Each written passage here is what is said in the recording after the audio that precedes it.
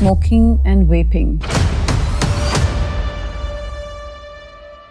सबको पता है कि अपने लिए बहुत हार्मफुल है, बट स्टिल लोग अभी भी कर रहे हैं। I'll be very honest, vaping is worse than smoking. एक डॉक्टर के लिहाज से सुंदरता क्या है? जब हम facial aesthetics, beauty, aesthetics पढ़ते हैं, there's something called golden proportion. माने divine proportion, that is 1:1.6. So beauty is a part of biology, I would say. Sugar ज्यादा खाने से क्या पिंकल्स जल्दी आ जाते हैं, एजिंग जल्दी हो जाती है? डायरेक्टली प्रोपोर्शनल, बिल्कुल। अगर आप बहुत ज़्यादा शुगर कंज्यूम करिए तो याद रखिए आप बूढ़े जल्दी होंगे। लोग परमानेंट मेकअप करवाना चाह रहे हैं, क्या है ये? Actually scientifically it's semi permanent. Permanent मतलब it lives with us forever. Overthinking और बर्नआउट, क्या ये स्किन ग्लो और हेल्थ पर असर डालता है? बिल्कुल। Anxiety, cortisol levels, depletion of collagen, dullness, सब कुछ अंदर से कनेक्टेड। डॉक्टर मेघा, अगर किसी ने अपना स्माइल करेक्शन करवाया, कहीं से फिलर्स कराए हैं या बोटॉक्स कराया है, वो नहीं पसंद आया, उनको नहीं जच रहा उनके फेस पे, और फिर वो आपके पास आ रहा है, क्या उसका करेक्शन पॉसिबल है? I always say there is a solution to everything. You just need to reach out. And if you want to look pretty, you need to feel pretty.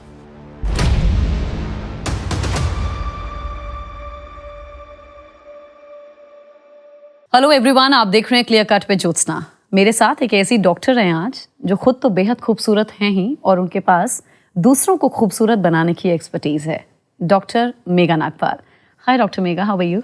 Hi Jyotsna, how are you? I'm good, thank you. So for everyone watching, Dr. Megha is a well-known smile and facial harmony expert. She is also the founder of Mellowcare, a wellness center that focuses on elevating your smile, enhancing facial aesthetics, and improving overall body wellness. So Dr. Megha, what made you plan this beautiful vision around total wellness? Whenever we talk about smile, that's the first thing हम किसी को जज करते हैं, right? पर हमें लगता है smile is all about teeth, smile is all about the soft tissue, but no. Smile is actually related to your confidence, how you meet, how you greet, your self-esteem. So over the years, जब हम smile enhance करते गए, I met so many people जिनसे मुझे पता लगा that they believe in holistic nurturing. मतलब they want to be beautiful inside out. And that's how the concept of wellness center came into, जहाँ हम ना सिर्फ आपकी facial features का, बट आपकी फुल बॉडी हेल्थ का भी ध्यान देते हैं। That helps you in beauty. लेकिन एक डॉक्टर के लिहाज से सुंदरता क्या है एक इंसान की? Beauty. Well, if I be little scientific, पता है हर चीज़ एक मैथमेटिकल इक्वेशन है। सो जब हम फेशियल एस्थेटिक्स, ब्यूटी एस्थेटिक्स पढ़ते हैं, there something called golden proportion, माने डिवाइन प्रपोर्शन, दैट इज 1:1.6। ये कुछ इन्वेंट नहीं हुआ है, ये डिस्कवर हुआ था ओवर द इयर्स। आँखों को जो चीज़ें प्लीजिंग लगती है ना, हमें वो ब्यूटीफुल लगता है। और वो सारी चीज़ें जैसे फ्लावर्स, एम्ब्रियो, हमारा DNA स्पाइरल, मोनालिसा, इन सब की ना एक कॉमन प्रपोर्शन था, 1:1.6। वही गोल्डन प्रपोर्शन जहाँ जहाँ हमें दिखता है, हमें वो सुंदर, वाइज, ब्यूटी। तो beauty is a part of biology, I would say. तो आपकी जर्नी की अगर मैं बात करूं तो कैसा रहा अब तक का सफ़र सक्सेसफुल एस्थेटिक डॉक्टर बनने तक का? Successful is a subjective term. I feel अभी बहुत कुछ अचीव करना है, बहुत कुछ लर्न करना है, बहुत कुछ देना है लोगों को। But yes, the journey has been really wise, blessed with a great family, always been someone who want to do something different, have travelled the world to learn, to train, and now I'm here in Delhi. I follow you, like I've seen कि आप अलग-अलग countries में जाती हैं और वहाँ से या तो सीख कर आती हैं या सिखा कर आती हैं। That's great. जब लोग कहते हैं एस्थेटिक्स सिर्फ लुक के लिए होता है, तो उन लोगों को आप क्या कहेंगी? थोड़ा कंट्रोवर्शियल है, but I'll be bluntly honest. आप मुझसे मिली या आप किसी से भी मिली, पहली चीज आपने क्या देखी? How am I looking? Yes, yes. Now that has broad spectrum. आप मेकअप देखो, कपड़े देखो, ब्यूटी देखो, जो आपको प्लीज कर रहा है, that's the first thing. Nature, talking, personality, it comes little later. So मुझे लगता है ब्यूटी बहुत बड़ा पार्ट है, और सबसे इम्पॉर्टेंट पार्ट मेरी नज़र में as a dentist and a facial aesthetician is a smile. And that's what I believe कि मैं आपकी स्माइल को और आपकी फेशियल हार्मनी को कैसे क्लोज टू व्हाट लेके जाऊं जो आपको या किसी और को प्लीजिंग लगे। अब वो आपके लिए अलग है, मेरे लिए अलग है, कोई बोल्ड है, कोई बहुत सॉफ्ट है। But it varies. अगर किसी के बहुत शार्प फीचर्स होते हैं, आपको लगता है this must be a fierce woman, but that just your opinion. She might be subtle, she might be a soft lady, मगर फीचर्स ने मैटर किया. तो बिल्कुल आइए, लेट्स सिट टुगेदर. आप कैसा चाहते हैं अपने आप को होना, जो आपको अच्छा लगे. दैट्स व्हाट मेलो care is all about. Doctor Megha, आप कुछ ऐसी हैबिट्स की बात करते हैं जो बहुत ज़्यादा वायरल होती हैं. मैंने कुछ दिनों पहले आपका एक वीडियो देखा था जिसमें आप च्युइंगम और मूइंग के बारे में बता रही थी. लोग सोचते हैं अगर हम च्युइंगम बहुत ज़्यादा खाते हैं तो हमारा जो है फेस कट अच्छा हो जाता है, बट आपने कहा था कि च्युइंग नहीं, दैट्स मूइंग जो मैटर करता है. It's not chewing. हाँ, वो दोनों बहुत डिफरेंट कॉन्सेप्ट है. मैं इतना scientific, I don't want to like bore the people. I be honest, आप खुद सोचो, आप वर्कआउट करते हो, क्या होता है उससे? हाइपरट्रोफी होती है, वो मसल बढ़ता है. आप इतना च्यू करोगे, आपका जॉ वाइड हो जाएगा, मसल्स ओवरवर्क हो जाएंगी, तो उससे कुछ अच्छा नहीं हो रहा है. Which people think, I would call it the biggest myth. Chewing एक बहुत राइट प्रेशर में किया जाए. चूइंग एक ही साइड ना की जाए, दोनों साइड की जाए, फर्मली की जाए, तो आपका फेशियल हार्मनी रहता है. कोई भी चीज़ को एक्सेस में करने से वो मसल बड़ा हो जाता है और लोग ब्रॉड हो जाते हैं. And everybody doesn't like a broad feature. Feminine अलग है, मैस्कुलिन अलग है. तो चूइंग से आपकी जॉ लाइन नहीं आएगी. आपकी jaw line good activities, good habits, good therapies से आएगी. नहीं तो च्यू करने का सही तरीका क्या है, अभी आप बता रही हैं? बच्चे बड़े सब में एक गुड प्रैक्टिस ऑफ चूइंग होनी चाहिए. जो आप मुझे मूइंग बोल रही थी, वो होता है हमारी टंग की पोजीशन. आप देखिए, टंग रेस्ट करता है आपके पैलेट पे, दांत थोड़े से स्पेस्ड होते हैं, they are not in contact, and your lips are sealed and you breathe through nose. That's ideal way, right? Okay. Chewing, it should be even pressure, not exerting on one side. मतलब जब आप खाती हैं तो थोड़ा conscious रहिए कि bolus एक ही साइड ना रहे. आपने नोटिस किया ना, एक साइड लोग कहते हैं एक मैं side यहाँ से से हम पिक्चर ज्यादा नहीं खिंचवाऊंगी, मेरी वो साइड अच्छी नहीं है. बिकॉज हमारे कुछ पोस्चर्स, कुछ हैबिट ऐसी होती है कि हम एक साइड को ज्यादा एक्सर्ट करते हैं तो एक साइड थोड़ी हैंग हो जाती है. तो it should be even, it should be firm, it should not be too overworked, it should not be too light. So doctor Megha, मैं खुद एक मदर हूँ और अभी 1.5 साल की मेरी बच्ची है. जब मैंने आपसे अभी शूट से पहले मैं काफ़ी रिसर्च कर रही थी, कई चीज़ें निकल कर सामने आई, माउथ ब्रीदिंग आया, उसके अलावा भी बहुत कुछ. तो हम बच्चे में कैसे पता लगाएं कि हमारा बच्चा एक तो माउथ ब्रीदर है, और माउथ ब्रीदिंग को लेकर हमें किन चीज़ों का ध्यान रखना है? क्या ये ठीक है? जब छोटे बच्चे होते हैं ना, तो आपको एक चीज़ नोटिस करनी है कि वो बहुत ज़्यादा स्नोर तो नहीं कर रहे. Like a young kid snoring at night.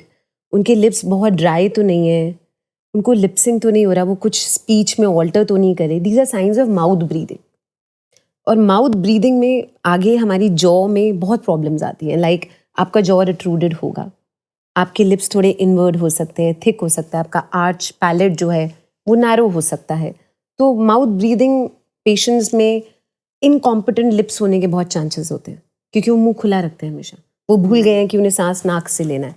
ये बहुत बेबी हैबिट्स हैं, मगर अगर हम बचपन में ही इन्हें करेक्ट कर दें तो a child will have a better jaw. ऐसी बहुत चीज़ें हैं जो हमें बचपन में ध्यान देनी चाहिए, जैसे ब्रेस्ट फीडिंग. आपको पता है एक आइडियल वे जो एक बच्चे को रिलैक्स, जो पोजीशन होती है हमारी जिससे हमारा जॉ अच्छा रहे, वो 3 होती है. एक कि हमारे लिप्स सील रहे, एक कि हमारी नेजल ब्रीदिंग हो, एक हमारे जो रेस्टिंग पोजीशन है हमारी टंग पैलेट पे लगे.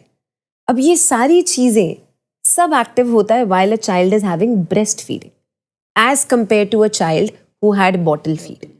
तो ब्रेस्ट फीडिंग में जब बच्चा सक करता है निप्पल को, एरियोला को, ऑटोमेटिकली सारे लिप्स सील्ड हो गए.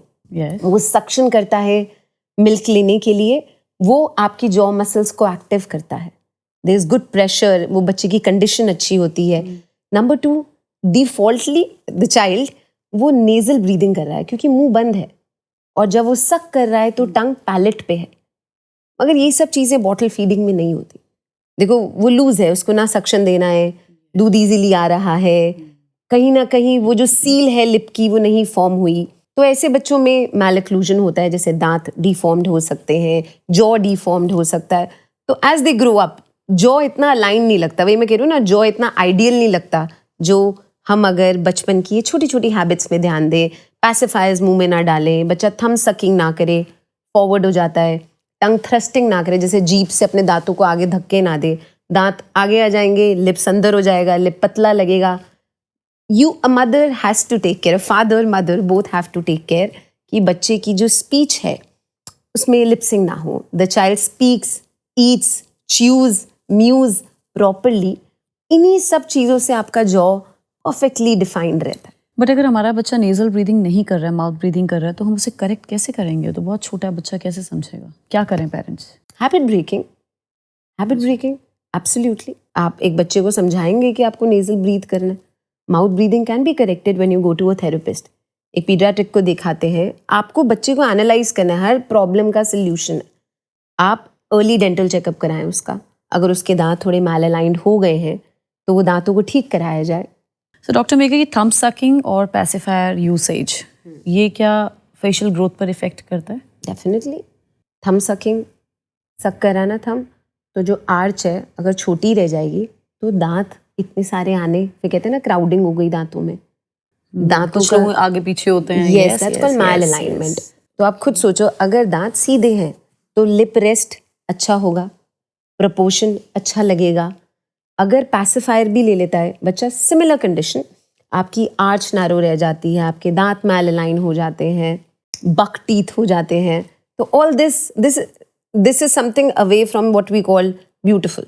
तो दिस नीड्स इंटरवेंशन, माने करेक्शन। तो ये चीज़ें वी कैन कंट्रोल। ये तो हमारे हाथ में ना, बच्चे को पैसिफायर ज़्यादा दें, थम सकिंग ना करने दें। टंग थ्रस्टिंग करेगा तो वो ओपन बाइट हो जाती है, दांत में प्रेशर दे रहा है वो टंग से आगे। तो आप उनकी स्पीच को करेक्ट करें कि वो ठीक बोल रहे हैं। वो ऐसे शब्द होते हैं ना जिनसे एयर निकलती है। आई थिंक एक बहुत अर्ली स्टेज होता है बचपन। Adult breaking habits are pretty close to people give up. A child is still in a very manipulative stage. उस एज में बच्चे को समझा सकते बिल्कुल हैं। बिल्कुल बिल्कुल। और ये टंग थ्रस्टिंग और टीथ ग्राइंडिंग, ये भी अपीयरेंस बदलता है? आप okay, very easy. Teeth grinding ये हमारी अडल्ट सिचुएशन है। Stress, anxiety, teeth grinding is basically एक टर्म है ब्रक्सिज्म। कभी कभी हमें ही नहीं पता होता, हम सो रहे होते हैं और हम दांतों को क्लेंच करते हैं। जब हम दांतों को क्लेंच करते हैं, हमारे दांतों की हाइट कम हो जाती है, हमारा जॉ सैग कर जाता है, हमारा चिन रिट्रूडेड हो जाता है, again away from what something is called a good jaw line. So teeth grinding actually takes away years from your face. So you shouldn't have teeth grinding. अब उसके लिए हम नाइट गार्ड दे सकते हैं, मैसेटर बोटॉक्स दे सकते हैं कि आपकी मसल रिलैक्स रहे और आप टीथ ग्राइंडिंग ना करें।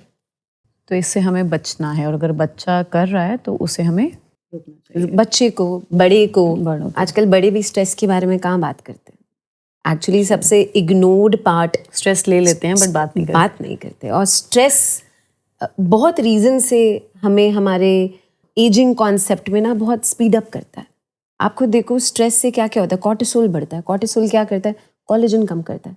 कोलेजन कम होगा, बोन डेंसिटी कम होगी, जॉ वीक होगा, बॉडी वीक होगी। There so many things, elastin, collagen, जो हमारे बैकबोन है इन टर्म्स ऑफ यूथफुलनेस, वो सब कम हो जाएगा।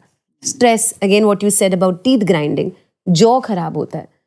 सबसे इंपॉर्टेंट है having a positive approach, having a happy life. And if you have stress, go to a doctor, meet a therapist, talk about it. I always say there is a solution to everything. You just need to reach out. And if you want to look pretty, you need to feel pretty. Doctor Megha, आप smile के बारे में बता रही थी, क्या कोई ideal smile भी होती है क्या? हाँ, I have mentioned it in my book, Redesigning Smile Concept Concerns in Management. एक ना mathematical equation है, 1:1.6. ये equation ना invent नहीं की गई है, discover की गई है। बहुत सुंदर चीज़ें हैं जिन्हें हम सुंदर समझते हैं, विच वी फाइंड अट्रैक्टिव, उनकी ये इक्वेशन है 1:1.6। जैसे गैलेक्सीज, फ्लावर्स, एक एम्ब्रियो, डेवलपिंग मैन का ratio, what else, DNA spirals, इन सब का ये रेशो था। तो ओवर द पीरियड जब इसको स्टडी किया गया, ग्रीक्स ने इसे बोला mean ratio, a very mean ratio. This geometric ratio is somewhere close to ideal. We never blindly follow that. कहते हैं ना, एक रेफरल पॉइंट है, हमें वैसा पहुंचना है। फॉर एग्जाम्पल, एक लाइन होती है, रिकेट्स लाइन, जो नोज से लेके चिन तक जाती है। अब ये लाइन देखिए आप, किसी के लिप्स बहुत पीछे हैं, किसी के लिप्स बहुत आगे हैं, किसी के दांत आगे हैं, मतलब तो हम उन्हें ऑर्थोडोंटिक ट्रीटमेंट देके पीछे कर देते हैं। किसी के दांत बहुत पीछे हैं तो हम वीनियर्स या लिप फिलर्स करके क्लोज टू दैट लाइन लाते हैं। तो एक रेफरल पॉइंट को हम ब्यूटी समझते हैं, जानते हैं, हम उसके अकॉर्डिंग डॉक्टर्स काम करते हैं। I don't blindly follow it, So my mantra is don't chase beauty. Enhance what you have. Like you can go bold, but not too bold out of the line. तो कहते हैं ना एक पता लगेगा कि इससे बहुत ज्यादा भी नहीं जाना, बहुत कम भी नहीं जाना, मेंटेन करना है उतना जितना अच्छा लगे, जितना अच्छा लगे, जितना अब अच्छा आपको लगना चाहिए. मुझे एक डॉक्टर का भी तो एस्थेटिक सेंस वेरी कर सकता है ना. जैसे मुझे बहुत वाइट दांत नहीं पसंद. आई बिलीव आपका स्किन कलर, आपका टोन, आपकी पर्सनैलिटी आपके दांत का कलर बताते हैं. Don't go to white. I feel that is also little away from natural. आप खुद देखो कितने ट्रेंड्स की आप बात करते हैं. What is something that stage always in fashion? Natural. So if we stay closest to natural, maybe experiment, become bold, etc. But अगर हम थोड़ा in golden proportion को follow करेंगे ना, तो I think things look very attractive, at least to me. सोने की अगर मैं बात करूँ, लाइक हम सोते हैं तो कभी हम एक साइड पे ज्यादा सोते हैं, तो क्या आपने रिसर्च बहुत अच्छा किया. तो क्या फेस सिमेट्री क्या उससे भी बदल जाती है? Absolutely. कुछ wrinkles तो हम बनाते हैं. पेशेंट्स आके बोलते हैं कि ये लाइन नहीं जा रही, वो रिंकल नहीं है, आपने फोल्ड बनाया. तो अगर आप कहते हो ना कि ऐसी क्या चीज़ें हैं जो हमें बड़े होकर ध्यान देना चाहिए, आप सीधे सोइए. सैड टू से इट्स हार्ड, बट अगर आप सीधे सोएंगे तो आप कोई भी एक साइड पे ज़्यादा प्रेशर नहीं देंगे, तो वो साइड ज़्यादा अफेक्ट नहीं होगी. मतलब जैसे you go look in the mirror. I am not saying do it. अब ऐसा ना हो लोग अपने अंदर डिफेक्ट्स ढूंढे, but it's good to know. हमारा लिप हो या हमारी ब्राउ हो, एक साइड में ना there is a slight difference. As we say there is nothing ideal. थोड़ा डिफरेंस होता है ना, पोस्चर अफेक्ट करता है. ऐसा है जैसे हाथ भी है, एक हाथ भारी होता है, एक हाथ Yes. उतना भारी नहीं होता, एक आंख छोटी लगती है, एक बड़ी लगती है. यस. इवन फीमेल हमारी एक साइड हेवी होती है. yes, it's usually our sleeping posture. तो काफी लोग तो बहुत ध्यान देते हैं कि वो सीधे सोए, which is very good thing, and that stabilises there condition. But सीधे सोना इज लाइक बैक एक बहुत होता है. नो, आई थिंक लाइक सुंदरता सीधे के सोना लिए इतना इजी नहीं है कि आप बहुत देर तक आई सीधे थिंक सो वही सकें. हमें ये कुछ चीजें पहले पता होती हैं या हम पढ़ लेते हैं या थोड़े अवेयर होते, तो होता है ना, वो एटलीस्ट स्टार्ट आदत बन डूइंग. जाती है. आदत बन जाती है. आई मीन वर्किंग आउट आदत बन गई, अच्छा खाना आदत बन जाए. सो कुछ आदतें अच्छी भी होती है. अगर हम फेस डाउन करके सोते हैं बहुत देर तक, तो लॉन्ग टर्म इसका भी इफेक्ट पड़ता है. आई थिंक ज्यादा डाउन वर्क्स सबसे कॉमन है जब हम फोन करते हैं. That's a technique. So it's not usually a double chin, that's called a technique. तो आप कभी चाइनीज को नोटिस कीजिए, वो ऐसे होते हैं. आपने नोटिस किया, ऐसे बात कर रहे होते हैं ऑलवेज, बिकॉज दे नो मैं नोटिस what करूंगी. form is. Yeah, and sometimes when I'm in my clinic now और हम कुछ कर रहे थे, मेरी हैबिट आपने नोटिस की होगी ऐसे हो जाती है. I try not to do a lot of this, because हर चीज का ट्रीटमेंट पे जाना से बेटर है यू प्रिवेंट इट. हाँ, तो it's not just weight loss. कभी कभी बहुत एथलेटिक लोगों का भी ये होता है because they are constantly like this. So this is also a posture problem and we create like a slouch. We create if you walk like this. The same goes for face, body. And it looks bad. It looks bad because maybe again it's away from the sign of beauty, as you said now yourself.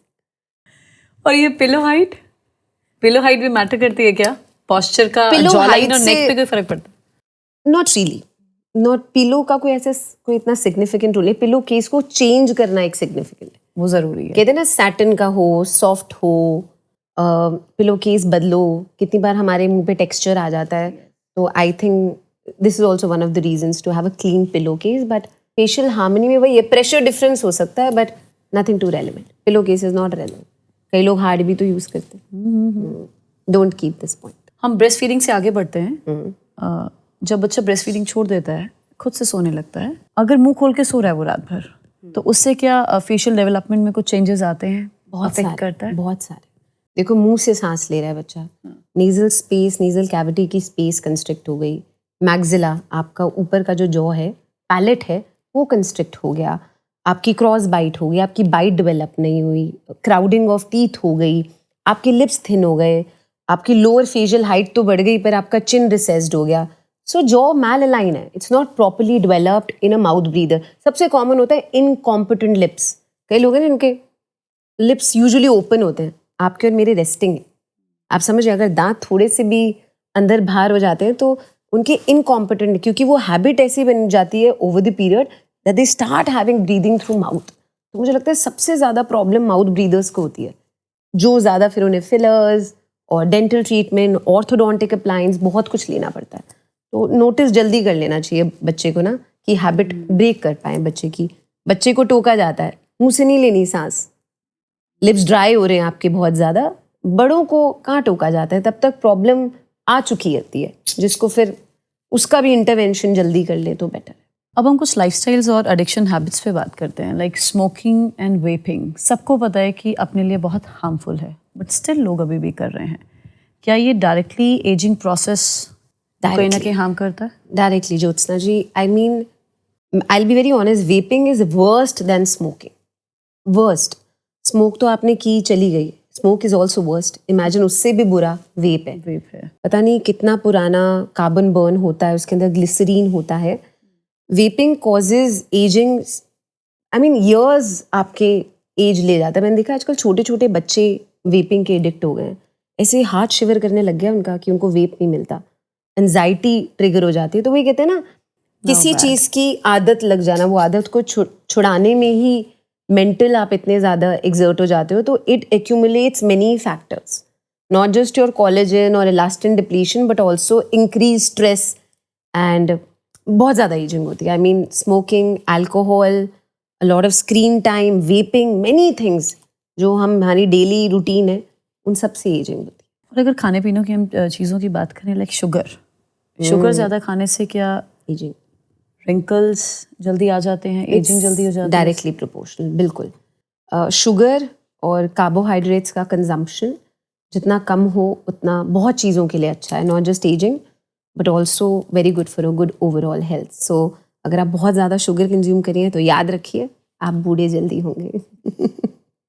अच्छा, अगर हम soft खाना खाते हैं, soft food अगर हम खाते हैं, तो क्या इससे जॉ मसल्स हमारे वीक हो जाते हैं?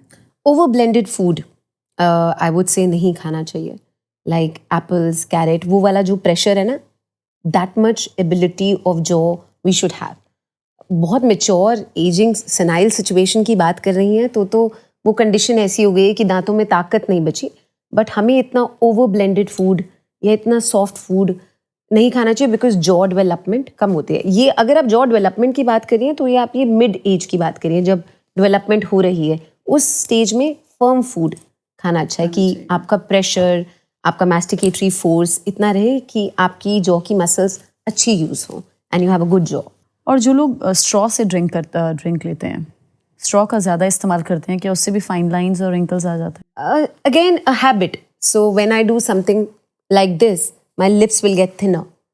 I might have smoker's line. Smoker's line होती है, ये ऐसे लाइंस आ जाती हैं यहाँ पे। जैसे मैंने आपको बोला ना, कोई भी चीज़ को ऐसे कर रहे हो आप बार बार बहुत ज़्यादा, तो आपके ये एरिया में मोर ऑफ रिंकल्स या मोर ऑफ लाइंस आने के चांसेस बहुत ज़्यादा। आजकल डॉक्टर लोग परमानेंट मेकअप करवाना चाह रहे हैं, क्या है ये? Actually scientifically it's semi permanent. Permanent मतलब it lives with us forever. जैसे टैटू हमेशा रहता है, ये नहीं रहता है, वो इंक होती है, ये पिगमेंट होती है। तो लिप टैटू होता है या उसे लिप ब्लशिंग बोलते हैं।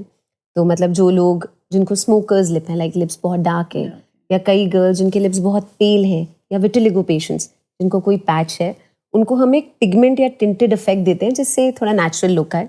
ऑल्सो डिजायरेबल गर्ल्स जिन्हें सिर्फ सुबह उठना है, ग्लॉस लगाना है और जाना है, they go for permanent lip tint. Brows, microblading बोलते हैं उसे, लाइक कैंसर पेशेंट्स हो गए या बर्न्ड विक्टिम्स हो गए जिनकी ब्राउ नहीं बचती, वहाँ पे हम ऐसा एक इम्प्रेशन बनाते हैं that it looks like they have brows. But even a normal girl और a guy, even men go for it, वो शेप अच्छी करा लेते हैं अपनी ब्राउज की, लाइक कभी फॉक्स चलता है, कभी हाई आर्ट चलता है, you know the trends. Permanent eye liner भी होता है। When I travel a lot into Arabic countries, वहाँ तो बहुत कॉमन है। परमानेंट ब्लश भी आने लगे, विच समहाउ आई डोंट लाइक। मुझे नहीं लगता हमें चीक्स के अंदर या स्किन में, सेबेशियस ग्लैंड में कुछ ऐसा भरवाना चाहिए जो काफ़ी लंबा टाइम रहे। तो I really like lip tattoo, specially for people who have smokers lip, और ऑल्सो जिनके हेरिडिटरी है, मतलब उनकी शुरू से ही थोड़े डस्की लिप्स थे, they go for a blush, it looks nice. मतलब मेरे मन में एकदम ये सवाल आया कि ये हम इसीलिए करवा रहे हैं ताकि हम बहुत खूबसूरत दिखें, राइट? बट अगर उसके बाद, ये सब कराने के बाद भी, परमानेंट मेकअप लेने के बाद भी हम, एंग्जाइटी बहुत ज़्यादा है, स्ट्रेस बहुत ज़्यादा है, तो वो चेहरे पे तो नहीं दिखेगा क्या? ये मतलब दिखेगा। अगर कुछ दिख रहा है उसको ठीक करने के लिए अगर कोई कुछ करना चाहता है, नहीं, तो करवा what's के bad? अगर हम स्ट्रेस में हैं तो फिर उस चीज़ का क्या यूज़ है? मगर फिर भी थोड़ा तो बेटर है। आई मीन आई बिलीव मैं बहुत अच्छी ड्रेस दूँ और मैं रो रही हूँ या मैं सिर्फ रो रही हूँ, मैं आई स्टिल प्रेफर कि मैं अच्छी दिख रही हूँ और रो रही हूँ. I know it's funny to hear, but really ये आप touchwood you are blessed that you don't feel sad about how you look. ऐसे बहुत लोग हैं ज्योत्सना जी जो एक्चुअली एक्ट करते हैं कि उन्हें कुछ करना नहीं है, बट वो मिरर में देख के ना दुखी हैं, और जब वो अपने लिए कुछ करते हैं ना they feel good about it. बस ये हम ना वो भूल जाते हैं, वो कहते हैं ना एक डिज़ायर और एक नीड. हम बहुत ज़्यादा डिज़ायर पे चले आते हैं, कभी कभी हमें नीड पे भी रहना चाहिए. Don't go over the board, but it makes people happy. तो आप कह रहे हो ना अगर स्ट्रेस है भी तो भी करा लिया है, स्टिल वो उस स्पैन के लिए वो खुश थी, उन्हें खुश रहने दे दे. I mean why not. अच्छा, कुछ लोग कहते हैं स्माइल कम करनी चाहिए, उससे रिंकल्स बहुत ज्यादा आ जाते हैं. इसमें कितनी सच्चाई है? बहुत स्टूपिड है. Keep smiling, it makes you look pretty. आप हंसिए. अगर आपकी कोई मसल हमेशा एक्टिव रहेगी तो वो सैग नहीं होगी. See so many muscles are getting active and I will smile. कुछ नहीं होगा. Please keep smiling. Smiling makes you look pretty scientifically and age actually visually as well. अगर कोई बहुत ज्यादा ओवर थिंकिंग करता है, ओवर थिंकिंग और बर्नआउट, क्या ये स्किन ग्लो और हेल्थ पर असर डालता है? या सिमिलर एज स्ट्रेस. बिल्कुल. Anxiety, cortisol levels, depletion of collagen, dullness, सब कुछ अंदर से कनेक्टेड है. डॉक्टर मेघा, अगर किसी ने अपना स्माइल करेक्शन करवाया कहीं से, फिलर्स कराए हैं या बोटॉक्स कराया है, वो नहीं पसंद आया, उनको नहीं जच रहा उनके फेस पे, और फिर वो आपके पास आ रहा है, क्या उसका करेक्शन पॉसिबल है? Absolutely, absolutely. Everything can be reversed. Botox का बस ये है कि बोटॉक्स का एक स्पैन होता है, वो 3 महीना तो रहेगा, देन इट वीन ऑफ. अब वो जल्दी वीन ऑफ हो उसके बहुत मेथड्स हैं जो हम हेल्प करते हैं. फिलर इजीली डिजोल्व हो जाता है. फिलर ना एक शुगर जैसा मटेरियल होता है, तो एक ऐसा एंजाइम होता है जो हम लगाएं तो वो डिजोल्व हो जाता है. एंड रही बात स्माइल की, smile correction is very easily done. We can adapt new methods. हम वीनियरिंग कर सकते हैं, अगर हमें वाइटनिंग की नीड है तो we have zoom teeth whitening, हम वो कर सकते हैं. हम लिप शेपिंग कर सकते हैं, हम मसल की एक्टिविटी को बेटर कर सकते हैं. Things can be reversed. Surgery reverse नहीं होती, एस्थेटिक्स रिवर्स हो जाता है. बॉटॉक्स करवाते भी लोग डरते हैं, कहते हैं नर्व नम हो जाती है और पता नहीं क्या क्या. मतलब मैंने ये चीज़ नोट करा है एस्थेटिक्स में, जो मैं देख रही हूँ, एक एलीट क्लास है जो जाती है. एक आम इंसान को ज़्यादा इस बारे में जानकारी नहीं है, वो डरता है. वो ये सोचता है कि आज अगर मैंने थ्रेड्स करवा लिए या मैंने फिलर बॉटॉक्स करा लिया तो कुछ टाइम बाद हमारी स्किन लूज हो जाएगी, तो हम ना ही छिड़वाएं तो बेटर है. क्या इसके पीछे सच्चाई? To some extent yes, you are right. अभी अगर आप दूसरे कंट्रीज से कंपेयर करोगे इंडिया को, हम कहीं स्टैंड नहीं करते in terms of nurturing our beauty. पर लोग बहुत अवेयर ज़रूर हो रहे हैं. आप जैसे लोग जो इसके बारे में बात करना चाहते हैं, आप चाह रहे लोग इसके बारे में जानें. मगर हर चीज़ का ना एक कहते हैं ना इट्स अ स्वॉर्ड. एक अच्छी साइड भी है, एक बुरी साइड भी है. बुरी साइड क्यों? क्योंकि आप लोग ना उन्हीं लोगों को जानते हैं या देखते हैं जिन्होंने कुछ बुरा कराया हो. ऐसे कई सेलिब्रिटीज़ हैं या मेजॉरिटी ऑफ सेलिब्रिटीज़ हैं जो नॉर्मल है. आपको लगता है they are just ageing fine, right, but वो भी कराते हैं. वही कह रहे हैं ना, some follow the mantra of less is more and enhancing what they have, and some go over the board because of their bold personality या ग्रीड या ऑब्सेशन कि अब ये भी कराना है, ख़त्म हो गया वो भी कराना है. तो हम बात ही बॉज्ड केसेस या गलत केसेस के बारे में बात करते हैं. हम उनको इतना हाईलाइट कर देते हैं इंस्टाग्राम पे, अरे कल इनकी ब्राउज ऐसी थी, अरे आज उनकी लिप्स कैसे हो गया, आज उनकी स्माइल कैसी हो गई. हम अच्छी चीज़ों में ना कम बात करते हैं, तभी हम हेजिटेट भी करते हैं. और abusing anything is wrong. Sugar consumption भी ज़्यादा बुरा है. Why just talk about a thing जो सुई से दी जा रही है, या जो anything away from what you have, या कोई भी कुछ ऐसा करना चाहता है जो उनके अलावा कुछ फॉरेन है, उससे डर सबको लगता है. एंड ये बहुत जायज़ है. तो मुझे लगता है जिन्हें लगता है कि वो अपने आप को एनहांस करना चाहते हैं, वो खुद रिसर्च करें, खुद पढ़ें, खुद जानें, समझें, बात करें. कंसल्टेशन में क्या जाता है, and then if it works for them, it works for them. Because अगर नहीं भी अच्छा लगा, इट कैन बी रिवर्स्ड. नहीं, प्लस आपको तो मैं बहुत समय से जानती हूँ. मैं एक चीज़ आप में ये नोट करी है, ये मैं अपने व्यूअर्स को भी बता दूँ. अगर आप डॉक्टर मेघा से कुछ सलाह लेने जाएंगे, कोई एडवाइस लेने जाएंगे, अगर वो आपके लिए, आपकी स्किन के लिए, आपके लुक्स के लिए ठीक नहीं होगी, तो आपको साफ मना कर देंगे. इट्स नॉट अबाउट मनी कि भाई हमको पैसा कमाना है, which is good part at your side. Doctor Megha, Hollywood smile के बारे में आपने बताया कि लोग उसे क्यों इतना पसंद कर रहे हैं. आपके पास भी बहुत सेलिब्रिटीज आते हैं आपके वेलनेस सेंटर पे। सबसे ज़्यादा फेवरेट ट्रीटमेंट उन लोगों का कौन सा होता है? सबसे quick way to reduce your puffiness होता है बैलेंसर प्रो। ये एक मशीन है जिसमें हम we go, there is like a jacket, और आपके सारे टॉक्सिन्स निकल जाते हैं। तो जैसे उनका शूट होता है and they want to debloat, this is one of the best ways. आपका हार्ट हेल्दी, आपकी Instant है वो सर्कुलेशन ऑलमोस्ट इंस्टेंट। 2 सेशंस में ही बहुत ज़्यादा असर आता है। It's one of my favourite treatment. Number 2 is Hollywood smile. Like I think lips is the most erotic zone of हमारे फेस का, वहीं नज़र जाती है, तो हॉलीवुड स्माइल बहुत अच्छा है। जूम टीथ वाइटनिंग, जो विनियर्स नहीं लेते वो टीथ वाइटनिंग ले लेते हैं। Of course lip enhancements, lips की एनहांसमेंट बहुत ज़्यादा कॉमन है when it comes to smile and facial features. ये बैलेंसर प्रो तो बॉडी के लिए हुआ। अब अगर मैं ओरल हेल्थ की बात करूँ, फेस की बात करूँ एक्चुअली, तो ओरल हेल्थ उसमें कितना कंट्रीब्यूट करती है? ओरल हेल्थ मतलब टीथ और गम्स। अब टीथ और गम्स सिर्फ चूइंग या स्माइलिंग का पार्ट नहीं है, ये हमारे फेस का स्कैफोल्ड है। आप देखो, अगर हमारे दांत घिस गए या ग्राइंड हो गए या छोटे हो गए तो हमारा लोअर थर्ड डेवलप ही नहीं होता, ठीक है। अगर हमारी टंग का posture as I said change हो जाता है तो हमारे लिप्स की मूवमेंट इनवर्ड हो जाती है। हमारे गम्स अगर रिसीड हो गए तो हमारा अपर लिप थिन हो जाता है। सो ये सारे ना स्कैफोल्ड हैं। अगर ये सब प्रोपोर्शन में रहते हैं, nose, lips, chin, jaw with the rest of the face, तो हमारा जॉ अलाइंड रहता है। और I believe mouth is the mirror to your systemic diseases. बहुत चीज़ें होती हैं जो हमें ओरल कैविटी बता देती है। कितनी बार फेस के आसपास जो एक्ने आता है, पता है उसका स्टूपिड रीज़न क्या है? कई लोग मुंह धोने के बाद ब्रश करते हैं। Like they have a habit, they wash their face and then they brush. तो ये जो पेरी ओरल एक्ने होता है, ये इस कंडीशन से भी होता है।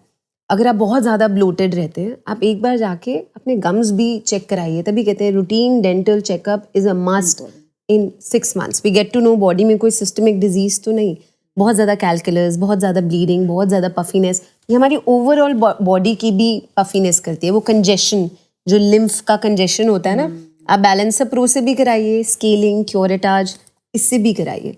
As I said, smile makes everything perfect. तो ये सब बहुत इंपॉर्टेंट रोल प्ले करते हैं। इंस्टाग्राम पे बहुत तरह की मसाज वायरल है, बहुत से रील्स हम देखते हैं।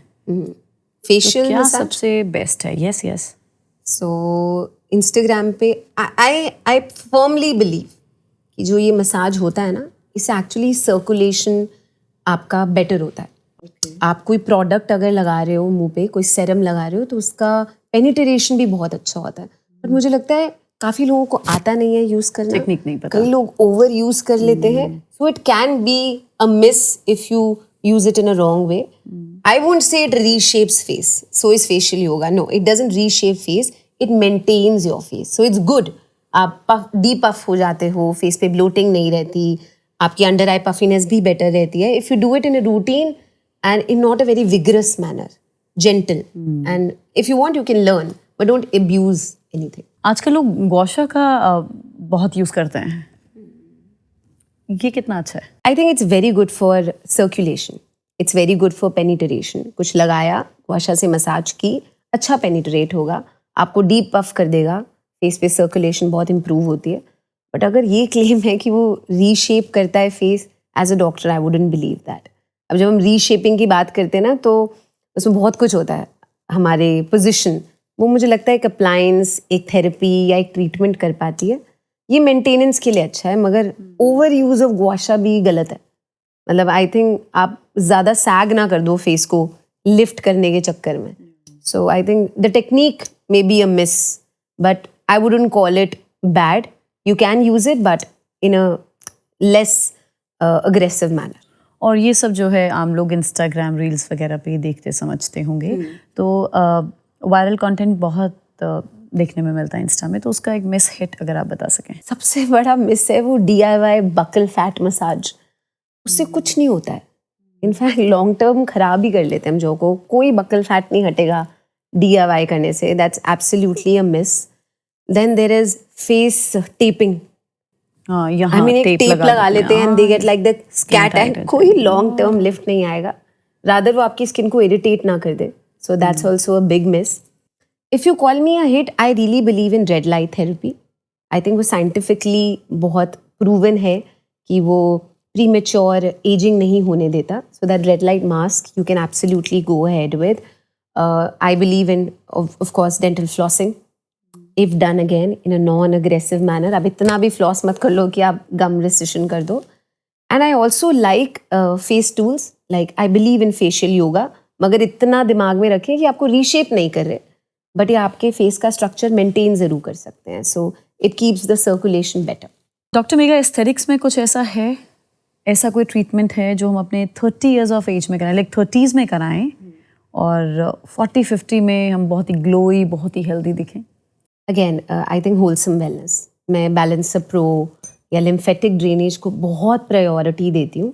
उससे हमारे टॉक्सिन्स निकलते हैं which we can follow in our 30s. A good supplemental chart, like मुझे लगता है कैल्शियम, प्रोटीन, मैग्नीशियम ये बहुत ज़रूरी हैं एक सही मात्रा में लिया जाए, क्योंकि मुझे लगता है जो हमारी बोन हेल्थ है वो सिर्फ फ्रैक्चर्स के लिए काम नहीं करती, वो हमारे फेशियल कंस्ट्रक्शन में भी बहुत ज़रूरी है. तो अगर हमारा जॉ स्ट्रॉन्ग रहता है इन टर्म्स, तो हमारे फेशियल स्ट्रक्चर की डिफॉर्मिटी नहीं होती, सैगिंग नहीं होती. और 30s में अगर हम ज़्यादा स्ट्रेस ना लें, हम इमोशनली स्ट्रॉन्ग रहे, वो हमारी ओवरऑल हेल्थ पे बहुत ज़्यादा अफेक्ट करेगा. इन terms of treatment I would say अगर हम 30s में स्माइल प्रपोर्शन अच्छा रखें तो लिप्स और चिन और जॉ काफ़ी स्टेबल रहता है, सैग नहीं होता. हम नॉन इन्वेजिव थेरेपीज़ बहुत करवा सकते हैं, जैसे रेडियो फ्रीक्वेंसी. उसमें कोई सुई नहीं लगती, आपका बस कोलेजन स्टिमुलेट होता है. और मेरी one of the favourite therapies है micro needling, PRP, platelet rich plasma. ये भी बहुत अच्छी थेरेपीज़ है. ये भी आपके 30s में अगर आप बहुत ज़्यादा ध्यान दें तो 40s और 50s के लिए बहुत इफेक्टिव है. PRP हेयर के लिए भी होती है? हेयर, फेस, कोई चोट लग जाए, कोई दांत में एब्सेस बन जाए, वो एक गुडी बैग है ग्रोथ फैक्टर्स का जो हमारी अपना है. तो कोई भी अगर इंजरी होती है उसको हील करने के लिए PRP यूज़ होती है. सिमिलरली एंटी एजिंग में भी PRP बहुत हेल्प करती है. तो आज का एपिसोड डॉक्टर मेघा हमारा बहुत इन्फॉर्मेटिव था, साथ ही बहुत इंटरेस्टिंग रहा. बहुत सी नई बातें ऐसी थी जो हमें भी जानने को मिली और साथ ही हमारे व्यूअर्स ने भी बहुत कुछ सीखा और समझा होगा. लेकिन अब जाते जाते एक मैसेज आप मेरे व्यूअर्स को दीजिए और बताइए कि वो कैसे हमेशा यंग, यूथफुल दिख सकते हैं. ऐसा वो क्या करें? स्पिरिट हाई रखें अपना. आई थिंक खुश रहना बहुत ज़रूरी है. Less stress, consume less sugar, improve your supplements, move your face so that you keep smiling, involve your jaw muscles, move your body. अच्छा पढ़े. I think a deep breath work and good reading बहुत positive affirmation देता है दिन को. और अपने लिए कुछ करें. Like अगर आप सुंदर होना चाहती हैं, not because of your boyfriend dumping you, या आपका रिश्ता नहीं हुआ, या आपको कहीं इंटरव्यू लेना है, आप अगर स्टार्ट करेंगे अपने लिए ना, आई एम टेलिंग यू, आप एक ट्रेंड सेटर बन जाएंगे. डॉक्टर के पास जाना भी जरूरी है, मगर कुछ चीजें घर पे होती है करनी भी जरूरी है. तो I think prevention is better than cure. Stay happy. हाँ, तो यस गाइस, आपको कीप स्माइलिंग कह रही हैं डॉक्टर मेघा की. Keep smiling, like yes, smile always. See I look better when I smile. Right. क्योंकि ऐसा बिल्कुल नहीं है कि स्माइल अगर आप ज्यादा करेंगे तो आपके चेहरे पर फाइन लाइंस आ जाएंगी या रिंकल्स दिखेंगे. आपको हमेशा हंसते रहना है, खुश मिजाजी बने रहना है. बहुत बहुत शुक्रिया doctor Megha. Thanks for being with us. Thanks for your time. Thank you Jyotsna.